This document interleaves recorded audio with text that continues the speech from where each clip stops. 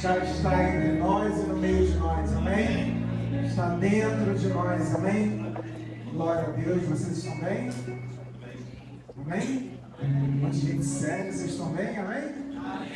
Amém, glória a Deus. Fechou.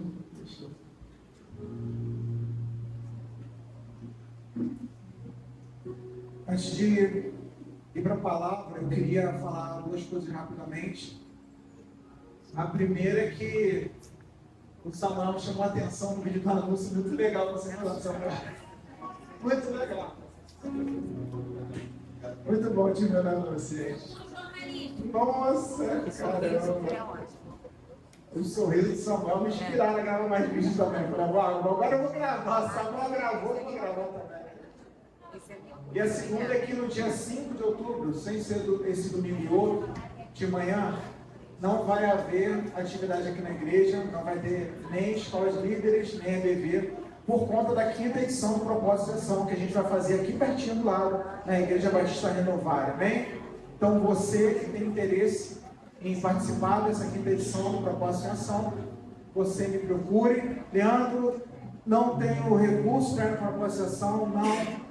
Porque se você não tem recurso, você vai a si mesmo. Se você tem recurso e pode abençoar o irmão, você vai abençoar o irmão. E se você quer ir, tem recurso, você vai pagar a sua inscrição. Mas você que não tem recurso, você que está apertado e você deseja ir, ninguém vai ficar de fora, amém? A única coisa que eu preciso é que o seu nome chegue a mim rapidamente, que a gente tem um número de inscritos. Já temos uma lista grande de inscritos e essa lista vai ser encerrada. Então você que tem desejo de fazer parte da 5ª edição do Propósito de Ação, no dia 5, no domingo de manhã, você me procure a pastora Ingrid, ou o Lucas Paulo Mantes, ou o pastor Alê, e a gente vai fazer a sua inscrição, amém? Nessa noite a gente vai falar sobre coração. Obrigado.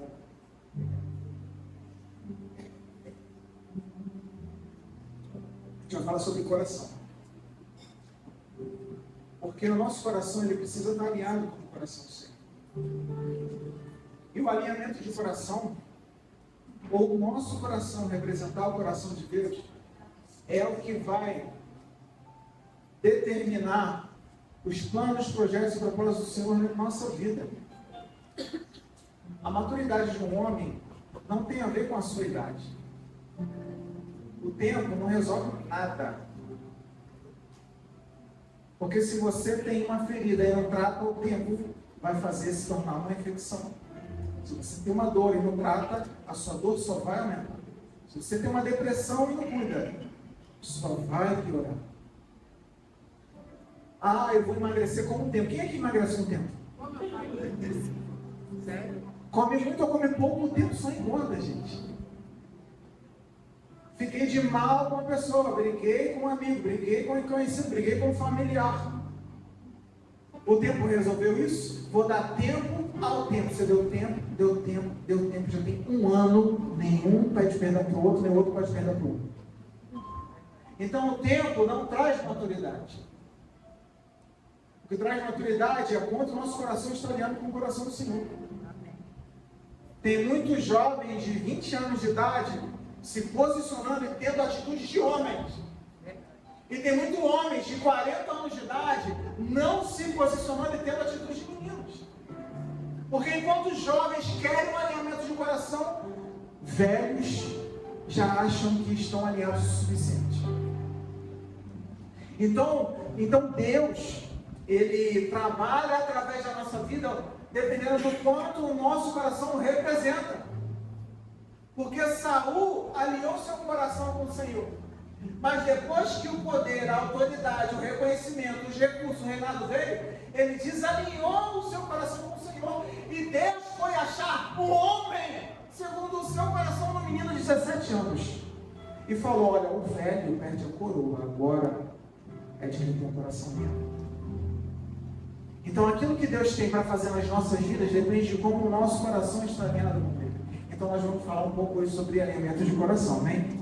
Vamos falar da vida de Davi, vamos sair um pouquinho para entender o que é o coração, depois a gente termina falando sobre Davi. Então abre para mim lá em 1 Samuel, capítulo 16, verso 1, vamos ler do 1 ao 7. Pode usar NVI, tá bom? Versão NVI, toda a pregação.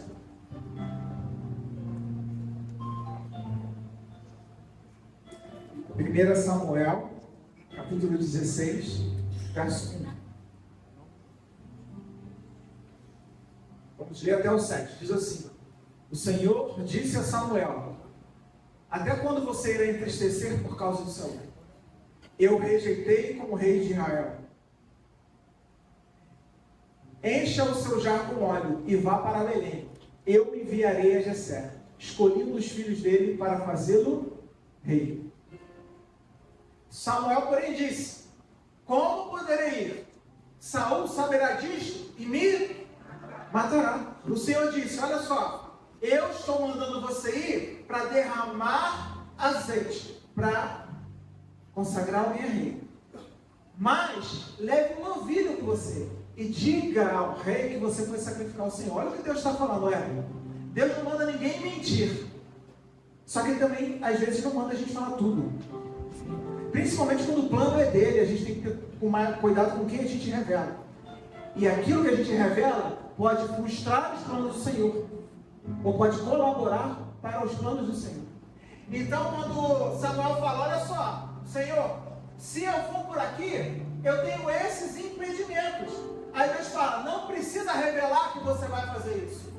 Eu vou te dar uma outra missão. Leva o novilho e sacrifica, e fala que você vai para essa missão. Por quê? Porque assim você não está mentindo, mas também não está revelando tudo.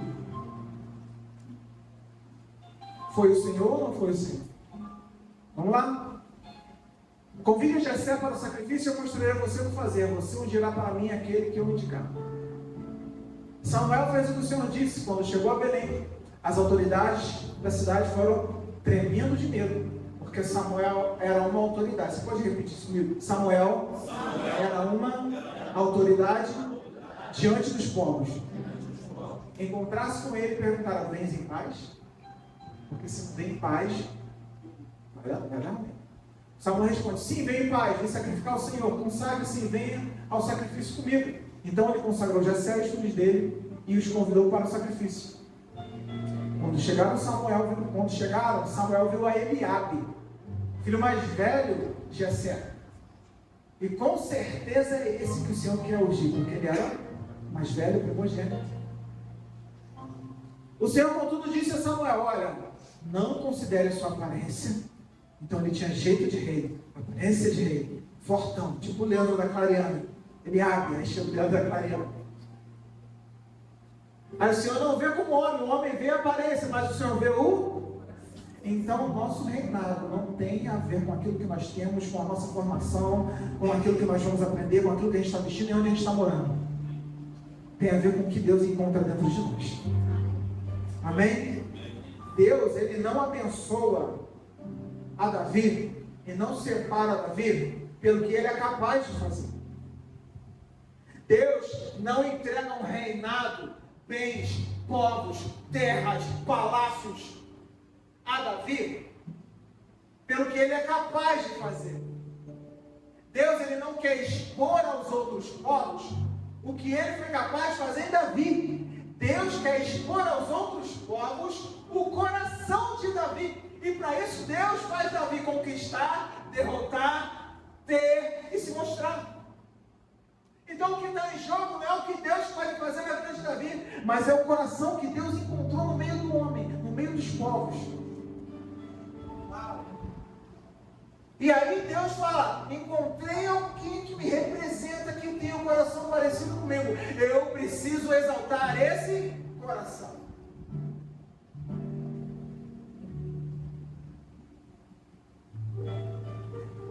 O nosso coração, coloca para mim em Provérbios, capítulo 30, por favor. Verso 8, Provérbios 30, verso 8 e 9.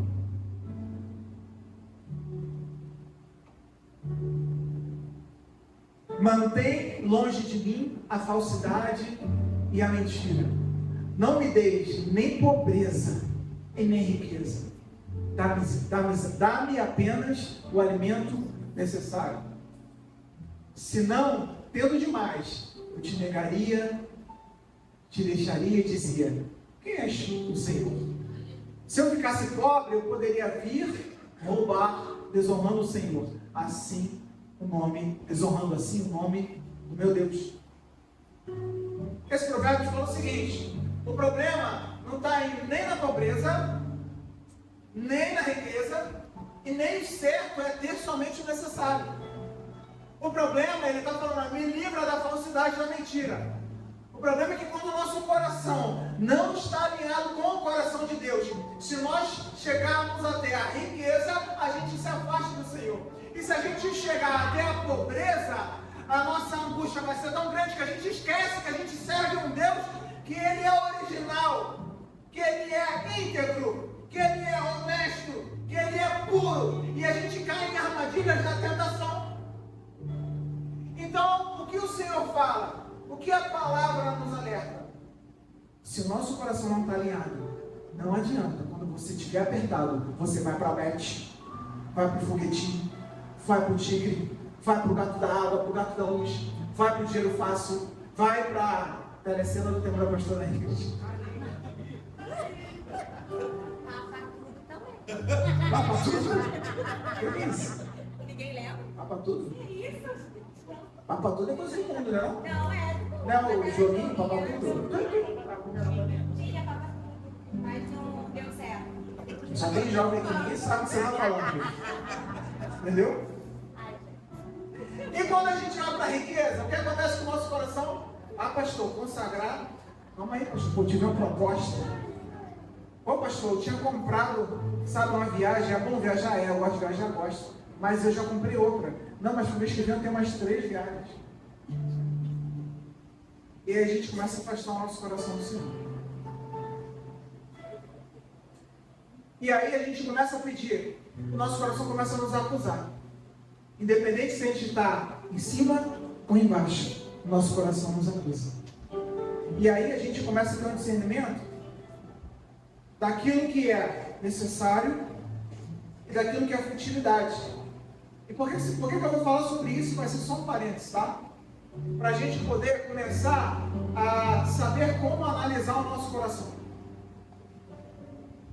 Porque tem coisas na nossa vida que a gente julga como necessário, mas não é necessário para a gente viver. Vou repetir. Tem coisas na nossa vida que a gente julga ser necessário, mas não é necessário para a gente viver. E quando a gente quer muito essas coisas, ou ser muito essas coisas, que na verdade não são necessárias para a gente viver, e a gente inclina o nosso coração a essas coisas, e quando a gente não tem essas coisas, frustra a gente de uma forma que a gente não consegue mais ser grato por aquilo que a gente tem, todas essas coisas se tornam futilidade. Então a gente quer ter muito um carro, mas se a gente não está conseguindo ter o carro, e a gente só fica pensando nisso, e fica reclamando da vida, e que fica falando, caramba, mas caramba, a gente não consegue ver o favor de Deus no dia a dia, e a gente não consegue agradecer ao Senhor. Todos os dias que a gente acorda, por aquilo que a gente tem, o carro já virou uma futilidade, por mais utilidade que você consiga justificar.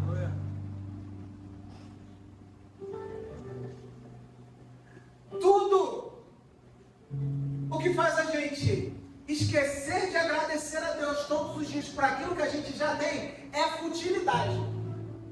A partir do momento em que nós reconhecemos que o pão de cada dia vem do Senhor e a gente tem uma vida grata todos os dias que a gente acorda, tudo aquilo que a gente passa a ter deixa de ser futilidade e passa a ser necessidade. Então o carro na tua vida ele pode ser futilidade ou necessidade. Uma roupa nova pode ser futilidade ou necessidade. Depende do quanto aquilo mexe com o teu coração. Tudo que abala o teu coração e não vem do Senhor é futilidade.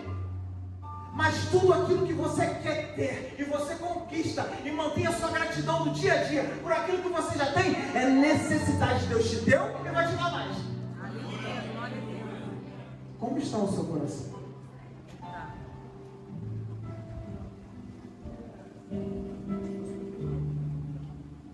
Coração que pensa mais no que não tem do que aquilo que já tem, que reclama mais do que agradece mais, que fala mais, meu filho poderia ser assim, minha filha poderia ser assim, meu marido poderia ser assim, e esquece de reconhecer o que eles já são, não agradece quando acorda pelo que eles já são. Você está tornando teus filhos fúteis, teu marido fútil, Alinhamento de coração tem a ver com gratidão. E quando a gente não consegue valorizar o que a gente já tem, o que a gente já é, aquilo que a gente já conquistou, quem está nosso lado, se eu não consigo valorizar a qualidade que a Ingrid tem, como eu posso ter direito de falar mal dos defeitos dela? Aí Deus encontra um coração grato, um coração que não reclama de apacentar ovelhas, um coração que está disposto a morrer pelo reino dos céus, disposto a enfrentar os gigantes em nome do Deus vivo. Aí Deus fala: encontrei um coração segundo o meu coração.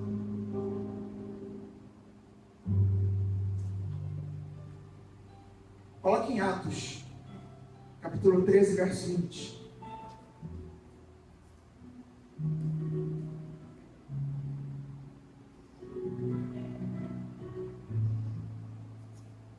Vamos ler até o 23. Tudo isso levou cerca de 450 anos. Depois disso, ele lhes deu juízes até o tempo do profeta Samuel. Então o povo pediu um rei, e Deus lhes deu Saul, filho de Quis, da tribo de Benjamim, que reinou 40 anos. Depois de rejeitar Saul, levantou-lhes Davi como rei, sobre quem testemunhou: encontrei Davi, filho de Jessé. Preste atenção. Quando Deus quer relatar sobre Davi, ele fala o seguinte: olha, encontrei Davi, filho de Jessé. Encontrei Leandro, filho do seu pai. Não é encontrei pastora Raquel, engenheira formada, pós-graduada, que expulsa demônios. Encontrei Raquel, filha da Júlia. Deus traz a humanidade de Davi. Mas o que ele valoriza, ele fala o seguinte: olha, o Davi, filho de Jessé, ele é homem. Ele não tem 40 anos. Ele não tem 60 anos. Ele não é ancião. Nem é pastor. Nem é formado. Nem é pós-graduado. Ele é filho do Jessé. Mas eu encontrei nele um homem segundo o meu coração. E como ele tem o meu coração, ele fará tudo o que for da minha vontade. E se o coração dele está disposto a fazer tudo o que for da minha vontade, eu estou disposto a dar o meu reino a ele. E aí Deus entrega o seu reino a Davi. Fala no 23. Da descendência do homem, Deus trouxe a Israel o Salvador, que é Jesus, como havia prometido. Percebe que Deus fala que Jesus vem da raiz de Jessé, da linhagem de Davi. Ele escolhe Davi para espelhar Jesus. Jesus foi rei, amém? É rei, amém? Davi foi rei, mas ele não compara os reinados. Porque Davi foi um tipo de rei: coroa de ouro, palácio. Davi não unia os povos, Davi protegia um povo e matava os outros povos. Conquistou terras. E Jesus, o reinado de Jesus, não tem nada a ver com o reinado de Davi. A coroa é de ouro? Sim ou não? A coroa é de quê? Deus veio para separar povos? Sim ou não? Agora não mais judeus, nem gregos. Agora em mim todos. Ele veio para unir. Ele veio para conquistar ou veio para se dar? Ele matou ou morreu? Um reinado totalmente diferente. Mas ele fala: aonde esses reinados se encontram? Porque Davi tinha um coração como o coração de Jesus. Tem a ver com o coração. Jeremias, capítulo 17, verso 5, coloca aí. Leandro, mas eu ouvi a minha vida inteira pessoas me ensinando que o coração do homem é engano. Quem já ouviu isso aqui? E quando você fala assim: arde algo no meu coração, aí chega alguém e fala para você: olha, cuidado, porque o teu coração é enganoso. Os jovens, quando a pessoa está dormindo, fala: tá ligado? Vocês fazem como? Vamos treinar, tá ligado? Eu vi 6 pessoas dormindo ali, entendeu? Sempre que eu fizer isso, você não olha para o lado, só bate forte, porque está dormindo aqui do teu lado, entendeu? Pensa, mãe, minha mãe está dormindo. Sempre assim, ó. Está cansada, né? Meu Deus. E acabou a água aqui. Ó, aqui tá do lado da minha mãe, não assusta não, pelo amor de Deus, hein? Entendeu? Ô, varô, bate devagar aí, a mãe fala assim, ó. Dona Nilton. Nosso coração enganoso, vamos lá. Verso 5, vamos ler o 6 também. Assim diz o Senhor: maldito é o homem que confia nos. Maldito é o homem que a confiança está no. Que faz da humanidade mortal a sua, mas cujo se. Não está falando do nosso coração. Eu sou lavado e remido pelo sangue do Cordeiro. Você é? Eu fui salvo por aquele que foi morto na cruz. Você é? Eu tenho morada reservada para mim no céu. Você tem? Então, meu coração não é enganoso, porque eu não estou afastado do Senhor. Carrega a presença dele. Vamos confirmar isso aqui em mais algumas palavras? Ele será como arbusto no deserto. Quem? Quem confia no homem, ou no dinheiro, ou nas promessas do homem, e se afasta do Senhor. Ele será como arbusto no deserto, não verá quando vier um bem. Quando vier algum bem, habitará nos lugares áridos do deserto, em uma terra salgada, onde vive. Bota no verso 9, por favor. O coração é mais enganoso que qualquer outra coisa. Está falando do coração de quem? Do homem que se afastou de... E a sua doença é incurável. Quem é capaz de compreender? Então o homem que se afasta do Senhor tem um coração enganoso, e a sua doença, para quem quer ter a força dos homens, é incurável. Ou seja, o homem que se afasta do Senhor só pode ter a sua cura, só pode ter as suas conquistas, só pode ter o seu renovo através dos outros homens, porque confia apenas nos homens. E para esse, o seu coração é incurável. Mas bota no verso 14, por favor. Mas ele diz: cura-me, Senhor, e se o Senhor curar, serei. Salva-me, Senhor, e serei, pois tu és aquele a quem. Ou seja, até aquele que tem um coração enganoso, se aproximar do Senhor, o coração dele, que era de pedra, se transforma de carne. Ele que estava perdido, agora é encontrado. Ele que estava ferido, agora é curado. Coloca em Jeremias 24, verso 5. Capítulo 24, verso 5.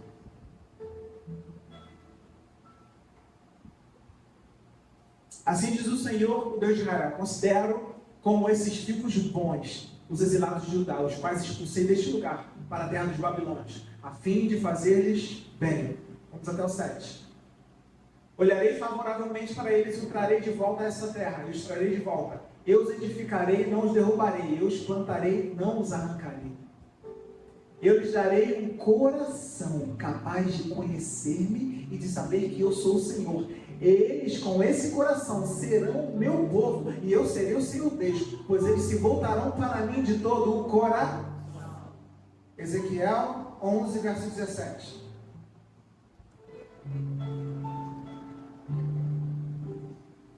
Portanto, diga assim o soberano Senhor: eu os ajuntarei de 3 nações, os trarei de volta das terras para onde foram espalhados, devolverei a vocês a terra de Israel.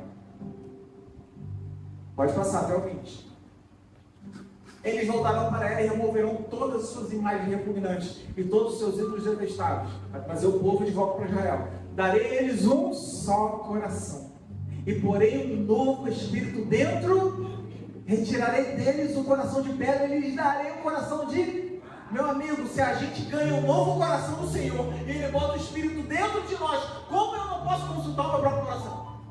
Que coração enganoso é esse? Que foi Deus que deu, e dentro dele ainda tem o Espírito.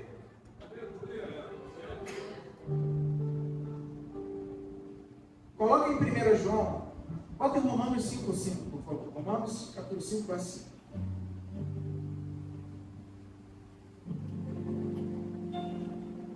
Essa esperança não nos decepciona, porque o amor de Deus foi derramado no nosso coração, por meio do Espírito Santo que Ele nos deu. Nosso coração é portador do amor de Deus.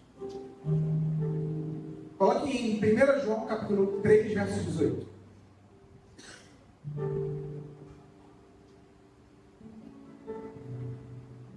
Vamos até o 22, tá? Filhinhos, não amemos de palavra, nem de boca para fora, mas em ação e em verdade. Desta forma, sabemos que somos da verdade e tranquilizaremos nosso coração diante dele. Para aí. Olha o que ele está falando aqui. Filhinhos, vocês aprendem. Mas coloquem em prática. Porque quando vocês colocam em prática, vocês tranquilizam o coração. Se o nosso coração nos condena, Deus é maior do que o nosso coração. E Ele sabe todas as coisas. Verso 21. Amados, se o nosso coração não nos condena, temos confiança diante de Deus. E dele recebemos tudo o que pedimos, porque obedecemos aos seus mandamentos e fazemos o que lhe agrada. O que Deus está falando aqui?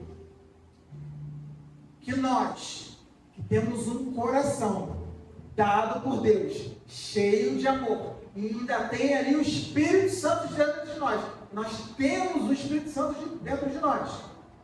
Se nós aprendemos de Deus e não praticamos, nós não desfrutamos de paz. Mas se nós sabemos muito de Deus e praticamos, nós desfrutamos de paz. O que a palavra está nos afirmando é o seguinte: que se a gente consegue colocar para fora o pouco que a gente sabe de Deus, se a gente praticar o pouco que a gente aprendeu, nós teremos uma vida tranquila e de paz, e o nosso coração não nos acusará.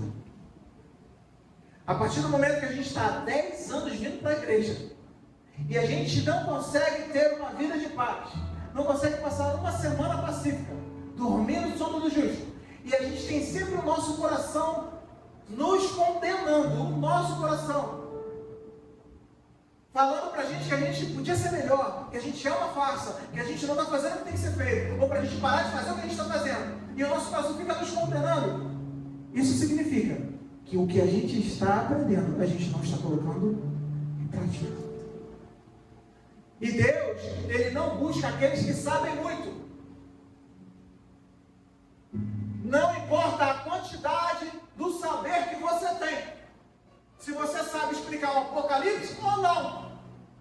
Mas se você honra teu pai e tua mãe, ama tua esposa, ama teu marido e honra Deus em todas as suas coisas, Ele vai olhar para você e vai falar: caramba, uma aula esse cara tem um coração que me agrada. Com uma aula. E a pessoa tem 15 anos na igreja e não consegue se fiar na palavra. A prática do pouco saber é muito mais proveitosa do que o muito saber sem prática. Por isso que novos convertidos decolam e passam à frente dos velhos convertidos. É por isso que novos convertidos têm tantos testemunhos e falam: nossa, eu estou desfrutando de uma alegria e de uma paz que só em Deus mesmo eu agora descobri. E velhos convertidos vivem em aflições, com o coração turbado, ansioso, falta de prática. Porque Deus não vai olhar o que a senhora prega aqui, Deus vai olhar como a senhora trata o pastor Fábio dentro de casa. E se ele não achar um coração grato para a tratativa do pastor Fábio, não adianta pregar aqui. É viver uma ilusão. Deus quer encontrar mais Davi, gente. Você tem 17, 60 anos. Leandro, eu sei muito pouco, eu não sou capaz. Você já tem no coração que você é, pratica o pouco que você sabe, e Deus é capaz de entregar um reino nas tuas mãos. Enquanto aquele que você admira de púlpito, do altar, enquanto você fica falando: eu queria ser igual o pastor Leandro. E aí eu vou falar algo aqui que é uma realidade. Acho que isso eu ouvi até do Thiago Brunet. A esposa sempre fala para mim assim: ó,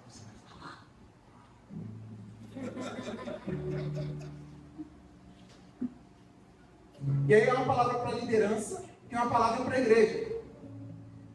Qual é a palavra para a liderança?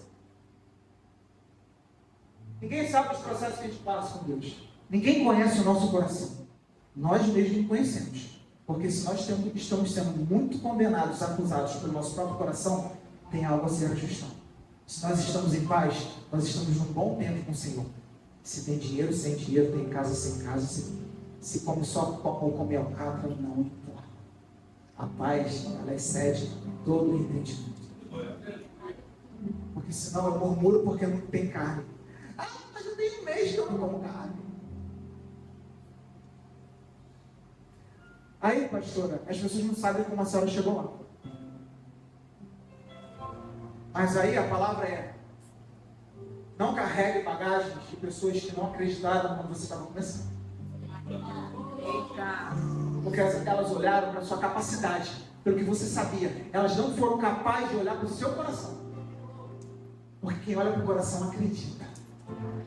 E o homem espiritual sabe discernir um coração que é grato.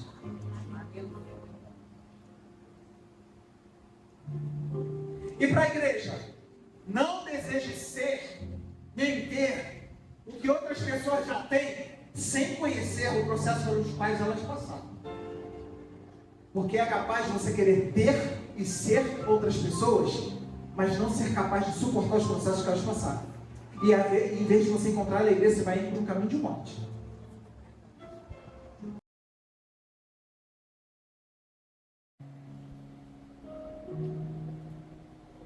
Vamos até o 11, diz assim: o Senhor, contudo, disse a Samuel: não considere a sua aparência nessa altura, pois o rejeitei. O Senhor não vê como o homem, o Senhor vê a aparência. O homem vê a aparência, mas o Senhor vê o coração. Então Jessé chamou Abinadab e o levou a Samuel. Ele, porém, disse: o Senhor também não escolheu esse.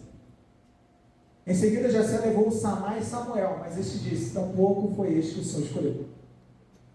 Jessé levou a Samuel 7 dos seus filhos, mas Samuel disse: o Senhor não escolheu nenhum desses. Então perguntou a Jessé: estes são todos os filhos que você tem? Jessé respondeu: cara, tem um caçula, mas ele está lá cuidando das ovelhas. Samuel disse: traga-o aqui, não nos sentaremos para comer enquanto ele não chega. Vocês lembram que Samuel era a autoridade? E Samuel chega na cidade. E os homens: Samuel. Todo mundo levanta. Você vem em paz ou vem em guerra? Samuel: vem em paz. Ufa. Aí Samuel: vim aqui, vamos sacrificar. Todo mundo, e a família de Jessé, vamos sacrificar. Vim aqui para sacrificar. Tá bom. Para a notícia de que ele ia consagrar Davi não chegasse em Saul. E ele obedeceu, sacrificou. E aí ele começa a conhecer os filhos de Jessé. Mas aí, todos aqueles que tinham habilidade, que eram os guerreiros, que tinham espadas e escudos, que serviam ao exército de Saul, aqueles que eram fortes, grandes, aqueles em que o povo admirava, o povo sabia quem era, que tinha já um nome conhecido, não é nenhum desses. É um que tem um coração de Deus. É um que veio lá de Padre Miguel, lá de Irajá, de Bambu, do Coqueiro, lá da Rua dos Amendoeiros de Itaqui, onde eu morava, que veio aqui do Amanda, que veio de Manuela, que mora na Estrada da Posse. E é a autoridade, todo mundo olhando para a autoridade. E a igreja: é o pastor Leandro, é a pastora Ingrid, é o pastor Jefferson, é a pastora Leonel, com certeza é a pastora Raquel. Gente, se não for, só pode ser Manu. A autoridade fala: eu estou buscando um coração. Eu vi um coração lá em Padre Miguel. Vai demorar 40 minutos para ele chegar de lá, até o Uber chegar, até ele chegar aqui. Ele não tem nada, ele não tem espada, ele não tem escudo, ele não é reconhecido, mas ele tem um coração segundo o meu coração. Veio lá na Vila Kennedy, mas tem um coração segundo o meu coração. E eu vou falar uma coisa para vocês: todo mundo, não é para ficar de pé, não, né? Todo mundo que está de pé, ninguém senta, ninguém come, ninguém bebe, ninguém sai, ninguém vai no banheiro, enquanto esse homem não chegar. Deus traz uma autoridade no meio do povo para te honrar, no meio do povo, aos olhos do povo, não pelo que você sabe fazer, mas pelo coração que você tem.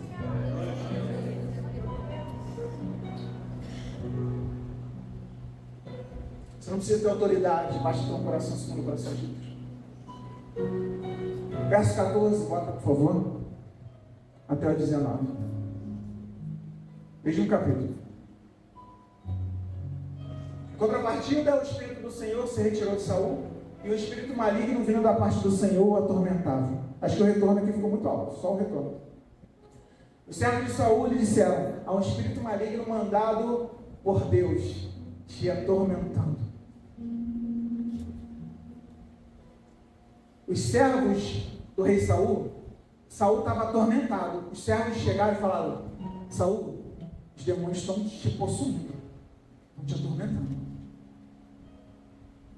Manda que o nosso Senhor mande a esses teus servos à procura de um homem que saiba tocar harpa. Quando o espírito maligno vindo da parte de Deus se apoderar de ti, um homem tocará harpa, e tu te sentirás melhor. Saul respondeu aos que lhe serviam: encontre alguém que toque bem e traga-no até aqui. Até o 19. Um dos criados respondeu: conheço um filho de Jessé, de Belém, que sabe tocar harpa. Ele é guerreiro, valente, sabe falar bem, tem boa aparência. Ei, aos olhos do pai, Davi era um cuidador de ovelhas, aquele que não podia nunca ser consagrado, o menor da casa, aquele que era escondido. Os irmãos olhavam e falavam: não, ele não é o que Saul veio escolher. Ele é o escondido. O povo olhava e falava: não pode ser Davi nunca aquele que veio procurar, que já sabia procurar. Mas quando você se posiciona como um homem segundo o coração de Deus, aqueles que estão lá fora, pastor, amigos daqui de dentro talvez não te vejam como valente, de boa aparência, como guerreira. Mas quando a gente se posiciona com um coração que agrada o Senhor, os lá de fora nos vê como valente, boa aparência, guerreiro. Não importa o que a gente tem, o que a gente já conquistou. E aí Deus começa a mandar os lá de fora para buscar a gente para propósitos. Então Saul mandou um mensageiro a Jessé com a seguinte mensagem: envia-me o seu filho Davi, que cuida de ovelhas.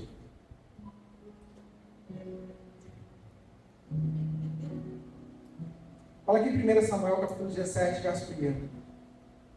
O que eu vejo aqui? Davi, ele é tido como um guerreiro valente, como alguém bom de palavras, como alguém de boa aparência, mas a habilidade dele era tocar harpa. Eles estavam procurando um tocador de harpa. Deus dá uma habilidade a Davi.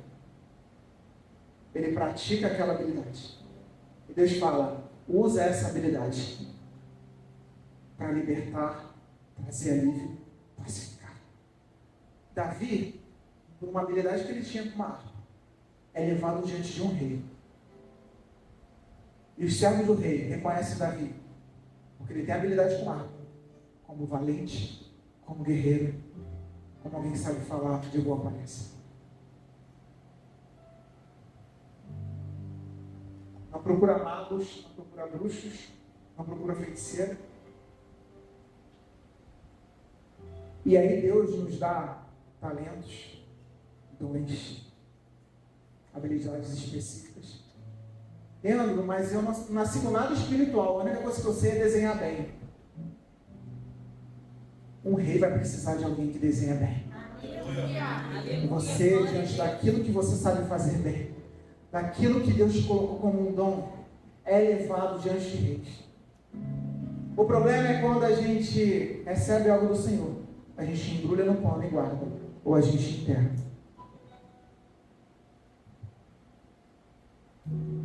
Do capítulo 17, verso 1 diz o seguinte: os filisteus juntaram suas tropas para a guerra e se reuniram em Socó de Judá, acamparam em Éfes-Damim, entre Socó e Azeca.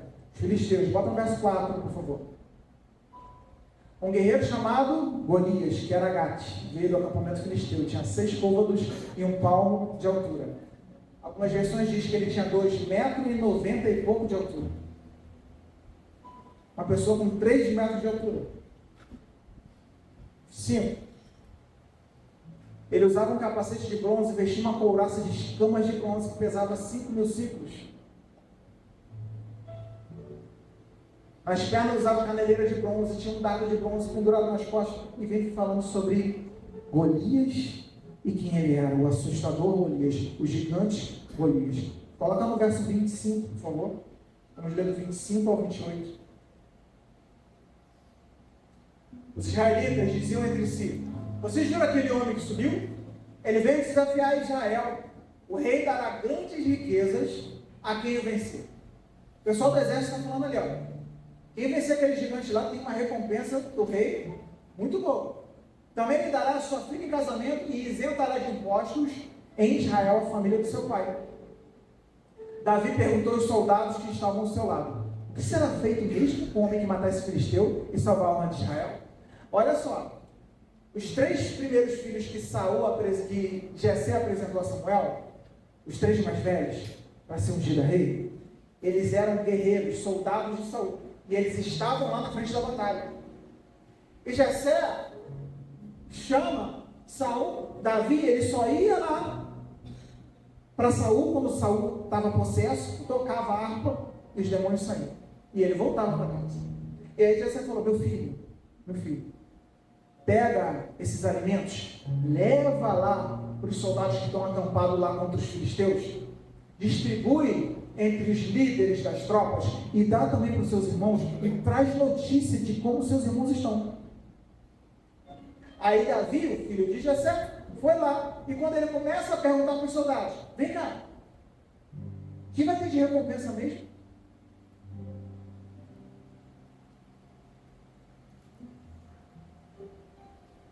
Será feito ao homem que matava o filisteu? Volta aí, verso 26. O que será feito ao homem que matar os filisteus e salvar a alma de Israel? Quem é esse filisteu incircunciso para desafiar o exército dos vivos? 27. Repetiram a Davi o que havia comentado e disseram: isso é que será feito ao homem que matá-lo. Quando Eliabe, o irmão mais velho, ouviu Davi falando com o soldado, ficou muito irritado com ele e perguntou: por que você veio até aqui? Com quem deixou aquelas poucas ovelhas lá no deserto? Sei que você é presunçoso e que seu coração é mau. Você veio só para ver a batalha. O próprio irmão falava para Davi que o coração dele era mau, enquanto Deus falava que o coração dele era como o seu coração. Ei, quando os seus sonhos foram grandes demais, se prepara para quem está perto de você te acusar. Se prepara para quem está perto de você ser o último a te apoiar. Se prepara para quem está perto de você ser os primeiros a colocarem barreiras para você não prosseguir.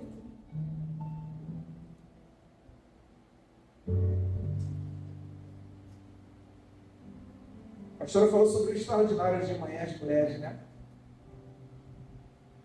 Gente, Abraão teve um sonho, uma visão, uma tarde, e viu o céu estrelado como a sua descendência. Jacó, filho de Abraão, viu anjos subindo e descendo o céu, uma visão no sonho do encontro entre o céu e a terra. O descendente de um sonhador é outro sonhador. E Jacó teve quantos filhos? Quantas tribos?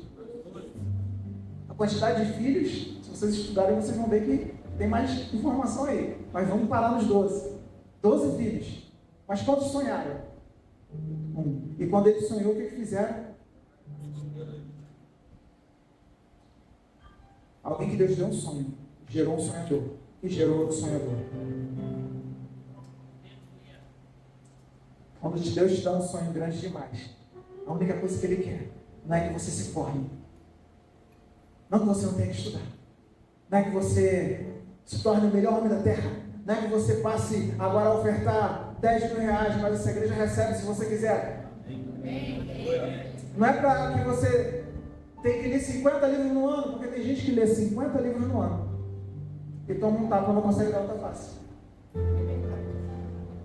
É que você alinhe o teu coração com Ele. Então, se o sonho que Deus te deu parece grande demais, o primeiro passo é alinhamento de coração. E você não precisa fazer força.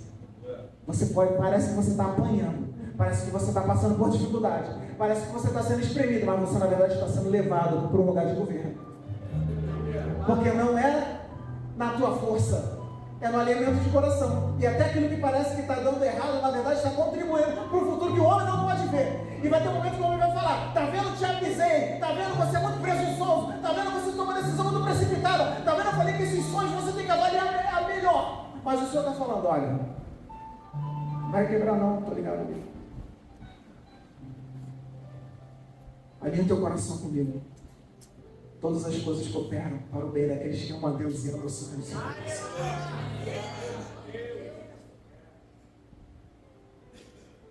Verso 34. 34 ao 36. Davi, entretanto, disse a Saul: eu, teu servo, apacentava as ovelhas do meu pai. Quando vi um leão ou um urso e levava uma ovelha do rebanho, eu saía atrás dele e o feria e o livrava a ovelha da sua boca. Quando ele se levantava contra mim, eu o segurava pela juba e lhe dava golpes até matá-lo. 36. O teu servo pode matar um leão e um urso. Esse filisteu circunciso será como um deles, pois desafiou o exército de Deus vivo. Quando Davi olha para aquele gigante, para aquele problema, para aquele desafio, quando a gente olha os desafios que a vida nos dá, os problemas, as dores, as feridas, as angústias, as dívidas, Davi olha e Davi fala: eu vou derrubar esse gigante. Por que Davi tem tanta confiança? Porque Davi sabia muito ou pouco? Fala comigo, pouco. Mas Davi praticava muito ou pouco? Fala comigo, muito. Quem pratica muito tem o coração em paz e não tem medo do gigante. Então, se a gente está com muito medo do que a gente está enfrentando, falta alinhamento de coração. Não falta mais informação. Informação demais afoga, pastor. E aí Davi não recua. Os irmãos que não tinham coração alinhado com o Senhor, e os irmãos conheciam a palavra, conheciam o profeta, viram Samuel ungiu o seu irmão e não tinham o coração alinhado com o Senhor. Eles retrocederam e ficaram com medo. E aí foi algo aí, posso falar, pastor? Algo que Deus me mostrou, pastor, bem rápido, enquanto eu estava estudando essa palavra, Deus me trouxe a pastora memória.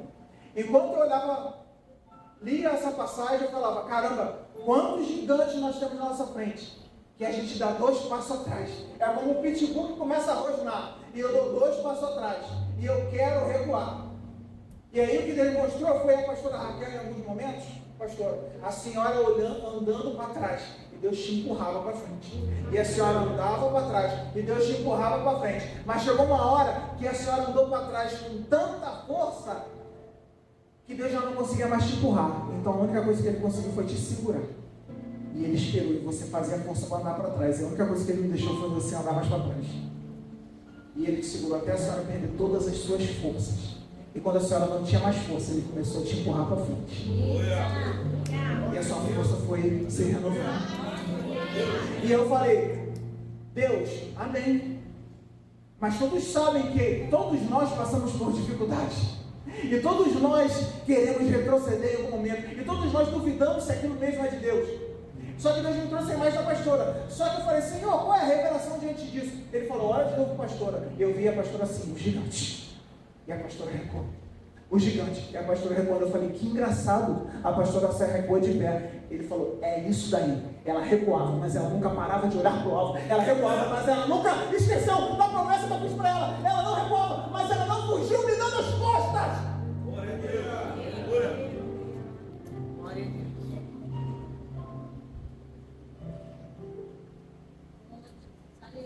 Bota no verso 38. Diz o seguinte: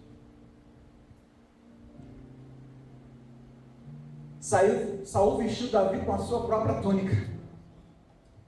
Vou além, pastor. Esse teu processo em que a senhora perdeu todas as suas forças, mas a senhora não virou as costas para o Senhor, e você começou a retroceder. Você já viu pequenas barreiras sendo derrubadas diante dos teus olhos. Mas Deus não deixa de falar que viram barreiras maiores. Mas a força para que elas se João vai ser menor do que a senhora fez para derrubar os pequenos.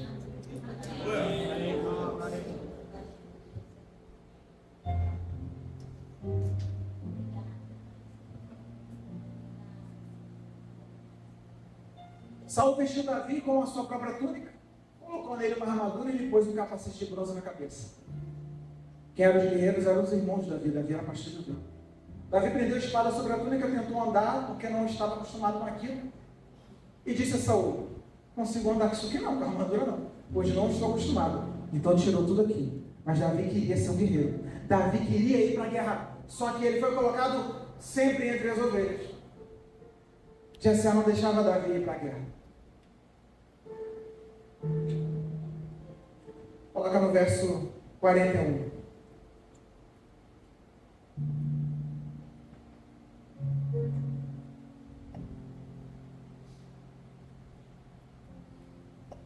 Enquanto isso, o filisteu, com o seu escuderio à frente, aproximava de Davi. E ele olhou para Davi com desprezo, pois viu que era só um rapaz ruivo e de boa aparência. Ele disse a Davi: por acaso eu sou um cão, para que você venha comigo com um pedaço de pau, invocando os seus deuses? O filisteu amaldiçoou Davi. Pode passar. Dizendo: vem aqui e darei a sua carne às aves do céu e aos animais do campo. Davi, porém, disse ao filisteu: você vem contra mim com espada, lança e com dardos, mas eu vou contra você, em nome do Senhor dos Exércitos, o Deus do exército de Israel, a quem você desafiou. Pode ir até o 51. Hoje mesmo o Senhor entregará nas minhas mãos, e eu o matarei e cortarei a sua cabeça.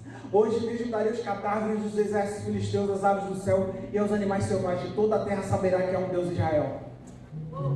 Todos os que estão aqui reunidos saberão que não é por espada nem lança que o Senhor concede vitória. A batalha é do Senhor, e Ele entregará todos vocês nas nossas mãos. Quando o filisteu começou a vir na direção de Davi, este correu para a linha de batalha para enfrentá-lo. Tirando uma pedra do alforje, arremessou-a com a funda e atingiu o filisteu na testa, de tal modo que ela ficou encravada e ele caiu dando com o rosto no chão. Assim Davi venceu o filisteu com uma funda e uma pedra. Sem espada na mão, derrubou o filisteu e o matou. Davi correu, pôs os pés sobre ele e, desembanhando uma espada do filisteu, acabou de matá-lo, cortando-lhe a cabeça com ela. Quando os filisteus viram que o seu guerreiro estava morto, recuaram e fugiram. Davi queria ter uma espada, mas Deus só deu para ele pedras. Davi queria ter escudos, mas quando o homem ofertou isso para ele, ele falou: eu não sei lidar com isso. Davi queria ser um grande guerreiro. O rei chegou a lhe entregar a espada, mas ele falou: não vou saber lutar com a espada. Por que ele não sabe lutar com a espada, Bia? Porque ele treinou muito bem com aquilo que Deus já tinha dado nas suas mãos, que eram pedras. Aí a gente despreza as pedras que Deus já nos entregou. As mesmas pedras podem servir de tropeço para nós. O mundo, o nosso inimigo, os nossos inimigos não são pedras para que a gente possa tropeçar. E o que o mundo nos oferece? Distrações, correria, velocidade. Para quê? Para que a gente não olhe as pedras que estão no caminho. Bem, a pedra pode ser pequena, mas se você bate com o teu dedão, a dor é pequena ou é grande? O grito é baixo ou é alto? A pedra é pequena, mas a tua queda ela é muito grande. E o ferimento também é grande. Só que quando o nosso coração está alinhado com o coração do Senhor, nós não andamos na velocidade desse mundo. Nós descansamos no Senhor. Nós temos a nossa luz como lâmpada para os nossos pés e luz para o caminho. A palavra de Deus como lâmpada para os nossos pés e luz para o nosso caminho. E a gente não tropeça mais nessas pedras. E o nosso coração está alinhado com o Senhor. Essas pedras que serviam para a gente cair e que o homem desvaloriza, a gente começa a catar elas no caminho. E as pedras de Davi, que Davi pega para matar os filisteus, elas eram lisas e arredondadas. Deus, ele te dá pedras. Parecem poucas coisas, parece um dom muito pequeno, mas é muito específico. Não é qualquer pedra que Deus te deu. Não tem a ver com aquilo que você ainda não tem a ver com aquilo que você tem a ver com aquilo que você está fazendo, com aquilo que Deus já te entregou. E aí, quando o teu coração está alinhado e você está movimentando as pedras que Deus já te deu, meu amigo, mesmo que você tropece, você vai cair no destino que Deus preparou. Vou falar de novo porque algumas pessoas não entenderam. Você está andando nos caminhos do Senhor, você está se esforçando, o teu coração está alinhado com o Senhor, e você tropeçou, e o inimigo olhou e falou, vai cair, mas quando você cai no destino que Deus preparou. Então, quando o nosso coração está alinhado, mesmo que a gente corra rápido ou que a gente tropece, se a gente tropeçar, a gente cai no destino que Deus preparou para a gente. E as pedras que estão em nossas mãos, elas não podem ser desperdiçadas, porque Deus usa apenas uma pedra para mudar o nosso destino. Aí, Davi, pega a espada do Golias.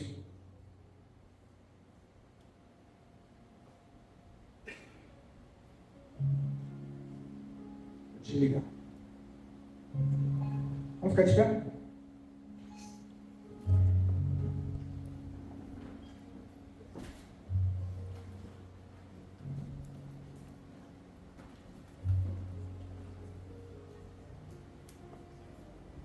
Não tem a ver com desanimar, tem a ver com não dar as costas.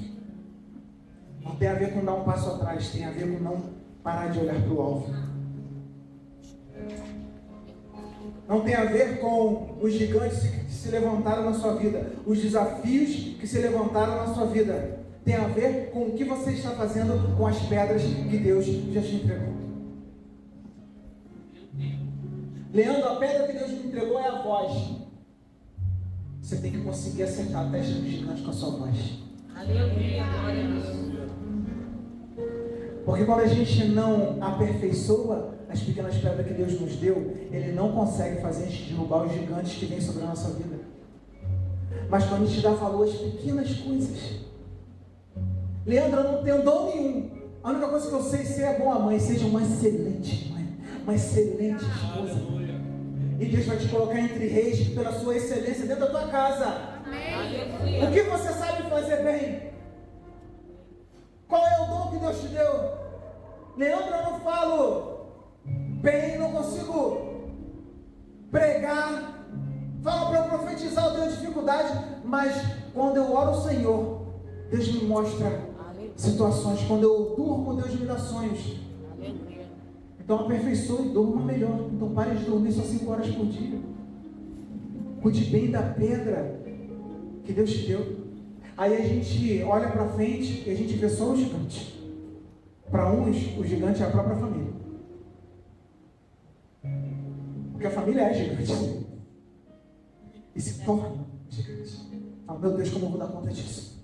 Para outros, a família é dívida. O gigante. Para outros, o gigante é doença. Para outros, os gigantes são maiores desafios. Para outros, os gigantes são aquilo que vai enfrentar num novo ambiente. Eu não sei qual é o teu gigante, mas Davi queria ser um guerreiro.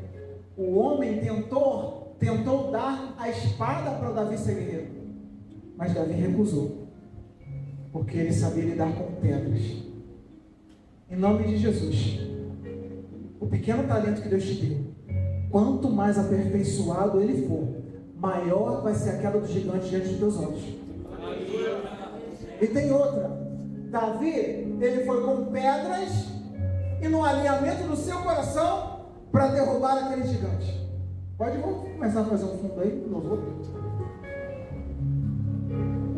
Ele que queria ser um guerreiro, ele que queria pegar na espada, mas foi necessário derrubar aquele gigante com uma pedra. Ei! E a primeira espada de guerra que Davi pega é a do próprio gigante. E o primeiro homem que ele mata é o gigante com a espada dele. Eu não sei se você está entendendo, mas quando você aperfeiçoa o talento que Deus te deu, e quando você tem um coração alinhado com Ele, vai para cima desse desafio, vai para cima desse gigante, com aquilo que Deus já te entregou. Ei, e aquilo que Deus, que você está aguardando Deus te entregar, quando esse gigante cair, essas ferramentas vão estar disponíveis, é dentro da guerra. Aquilo que você precisa para a sua vitória está dentro dessa dor, está dentro dessa aflição, está dentro dessas dívidas. mas é preciso alinhamento de coração.